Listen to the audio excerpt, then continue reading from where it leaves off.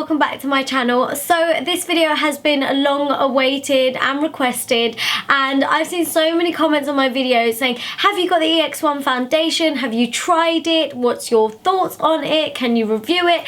And for ages I didn't have the foundation, so I couldn't actually tell you what I thought of it, and finally I've managed to get my hands on it, and I've been trying it out for a couple of weeks now, so I can finally give you my honest opinion and a full review on this foundation. So I got this foundation from the Beauty Mart section in Topshop Oxford Circus, and it's kind of just where they have loads of different brands which are quite hard to get hold of, a lot of American brands and things like that, so it's quite cool. I believe you can get it in one of like the beauty sections in Box Park in Shoreditch, and obviously you can get it online. I'm gonna leave a link down below of the website and like more information about who made this foundation and all of that kind of stuff down below for you, so you can have a read and it'll be a little bit more in depth, because I'm just going to give you like my opinion on this foundation.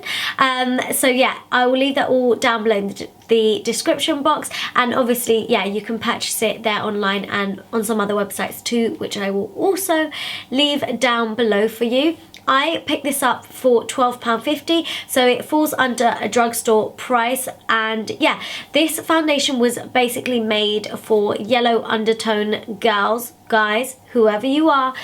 If you've got a yellow undertone and you struggle to find a drugstore foundation to match you, then yeah, you might want to give these a go. And I think that is awesome, because you guys know I have been struggling with drugstore foundations for the longest time ever. I always say this, that I just can't find like the perfect drugstore foundation that's got the right undertone for me. So it's good to finally try something which is under the drugstore price and has got a yellow undertone. So I got this in the shade F300. It's the one that I'm currently wearing right now, and you will see in the demo that I have done throughout this video that yeah, this is the one that I'm wearing, but obviously now I've got powder and the rest of my makeup on over the top of it, and I find that it is quite a perfect match for my skin tone. In terms of MAC references, I'm about an NC42, so if you're about an NC42 at MAC, then an F300 should be just fine for you. So I'm guessing this foundation is called EX1 Invisiwear foundation because of that whole lightweight, not being able to see it, invisible coverage kind of feel to it, and I really couldn't agree more, to be honest with you.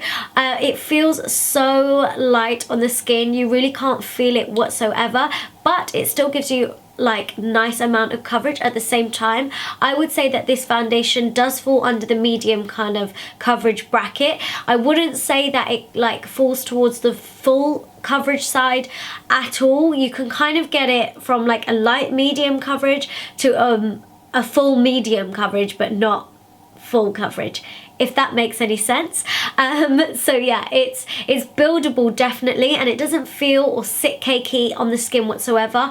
I actually layered this up with 2 layers of foundation on my face, mainly like more so on my cheeks where I have some scarring and I want to cover those areas a bit more, and I felt like they did cover those the scars and any kind of like discoloration quite well, so I was super impressed with that. I've also tested this foundation like throughout a whole day, and I can promise you that like it stayed on the whole time. I have an oily T-zone, and where this foundation claims to be oil free, it really is. I didn't get oily once throughout the day, and that's very, very unusual for me. Normally my nose will get a little bit shinier, and so will the top of my forehead, but with this one I kept checking every few hours. I was like, am I shiny yet?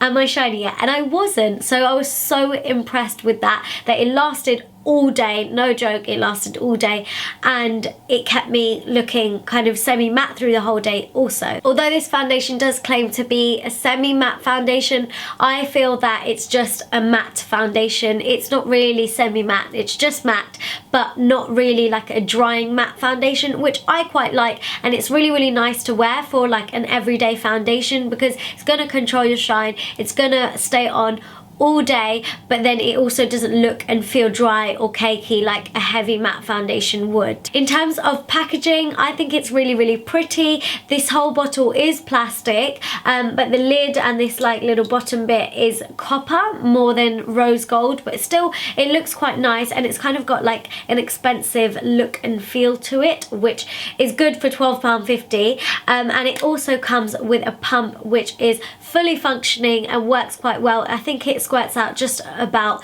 the right amount of foundation, which I'm quite like as well. You're getting 30 mils of foundation in this bottle, and I'm just comparing it to some of like my high-end foundations, which you get 30 mil in those ones and they're like £30.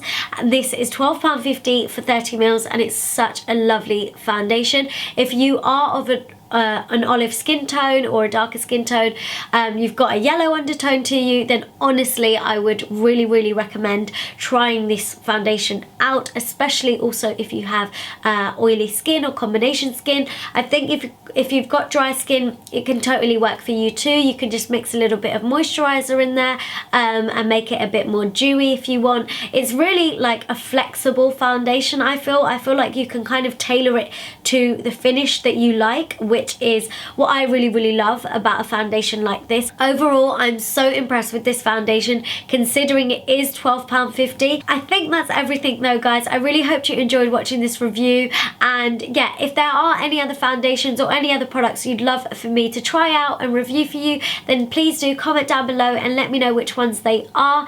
I feel like I've been a bit all over the place through this whole video because I'm not feeling too well today, so I'm not sure if I was making any sense, but yeah, I did try. And yeah, please make sure you give this video a big thumbs up if you did enjoy it. Like I said, comment below. Make sure you're following me on Snapchat and Instagram. All the links for all of that will be down below as well. And subscribe if you haven't already, and I'll see you all in my next video. Mwah. Bye.